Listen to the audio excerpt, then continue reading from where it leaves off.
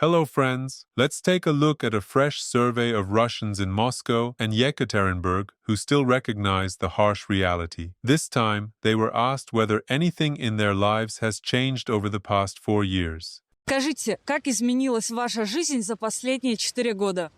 О, матом можно? Появилось желание уехать из этой страны как можно скорее.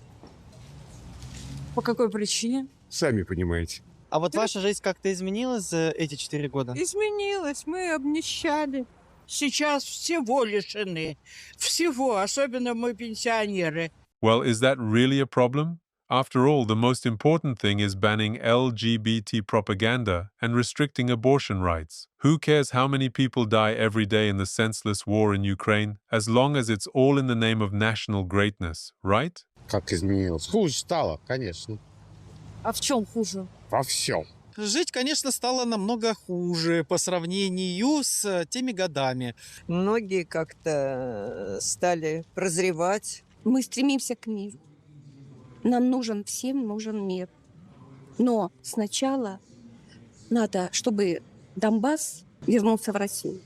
The Donbas issue won't let go. For this woman from Yekaterinburg, it's somehow a matter of vital importance, even though it's about 2,300 kilometers away. But for some reason, she has zero interest in why Putin is handing over Siberia's forests to China for next to nothing. Ваша семья как-то пострадала, может быть? Или может, кто-то участвовал? Есть, да, есть. 2 человека погибло, 2 человека ушли из этой жизни. 1 родственник и 1 знакомый мальчик. Мы жили раньше в одном доме.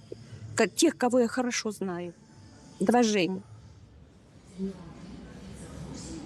Ушли. Молодыми.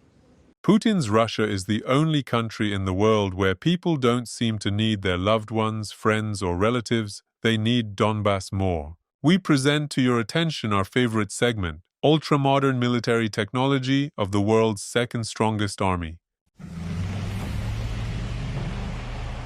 На первый взгляд, довольно странная машина. По меркам классического вооружения, ни грузового отсека, ни пулемета. Who needs those classic methods of warfare? Let people in that decaying Europe build by the book. In our great Russia, we build only one-of-a-kind analogs that are unmatched anywhere. Непривычной брони, вместо этого несколько вращающихся дисков с остальными тросами. Но именно в этой необычной конструкции ее главная сила.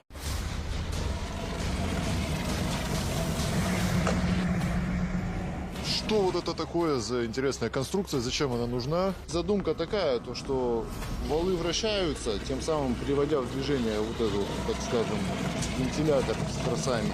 Когда FPV пытается ударить, тросы ее либо сбивают, либо откидывают в сторону. Hey compatriots, confess, whose garage ran away? Feels like the phrase throwing shit at the fan is taking on brand new meanings and metamorphoses. Another update from the Great Agricultural Power Playbook. Cucumbers in Russian stores are just lying on the shelves and rotting because nobody wants them at the prices they cost now.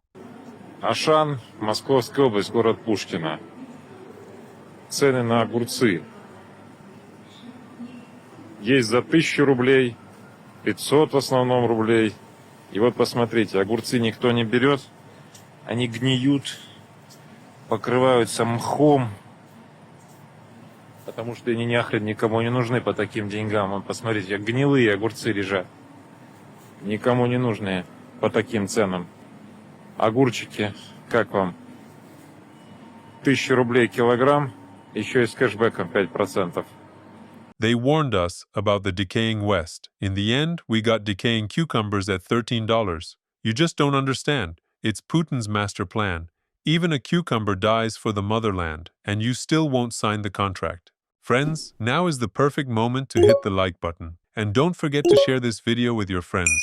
Thank you. In the Russian border city of Belgorod, it's cold and dark. Heating has still not been restored to residential buildings. The regional governor said that in 455 apartment buildings, water will have to be drained from the system, otherwise the pipes may freeze and rupture. И, друзья, к сожалению, крайне сложный период времени очередное нам с вами придется пережить, мы принимаем решение в 455 многоквартирных домах мы начинаем слив системы отопления. Крайне сложная ситуация, пятый год войны и... The situation is very, very severe. It is already the 5th year of the war. The pipes are giving out, but the patience of Belgorod residents is not.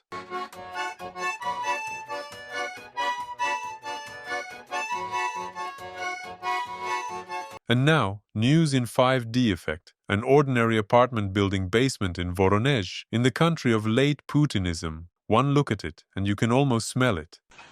Ленинский проспект 108, подвал. Обещали 2 недели назад пробить канализацию. Канализация не на улицу выливается, а выливается в подвал.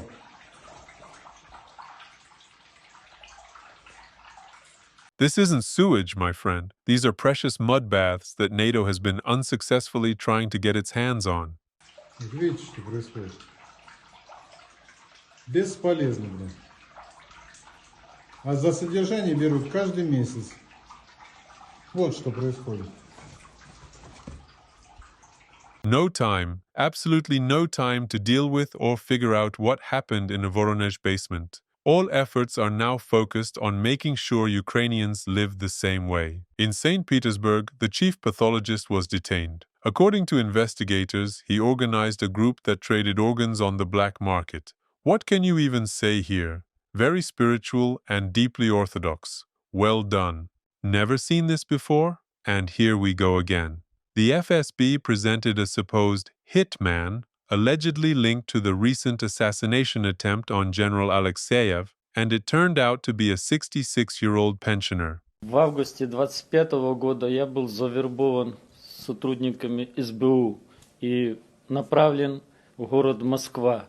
В декабре мне поступило указание по ликвидации генерала ГРУ Алексеева. За выполнение этого задания мне пообещали уплатить $30 000 США. После исполнения попытки было мне сказано идти в аэропорт, садиться на самолет в Дубай. $30,000 for a general? How cheap generals have become these days. If this keeps going, soon a general's head will be worth no more than a loaf of bread and a bottle of vodka, or a 1-week unlimited pass to expired food from the dumpster behind the local store. Meanwhile, Putin and Trump's relationship was getting better and better. U.S. Special Forces seized another tanker from Russia's shadow fleet, Aquila II. It tried to evade pursuit, but something went wrong.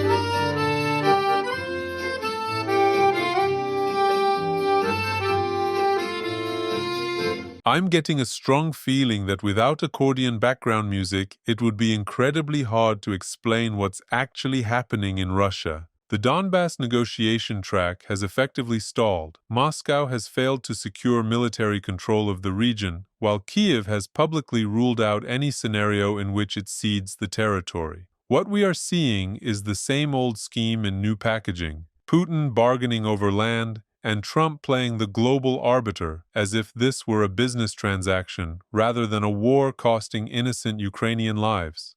Friends, thank you for being here and for continuing to support me. Ukraine is currently facing severe cold, and due to constant shelling from my country, people there urgently need help. If you're willing to support fundraising for heaters and generators, I'll leave a trusted link in the description. If you like what I do and want to support the channel, you're welcome to join my Patreon. For just $3 a month, you'll get 24-hour early access to new videos, exclusive content you won't find anywhere else, direct interaction with me, and more.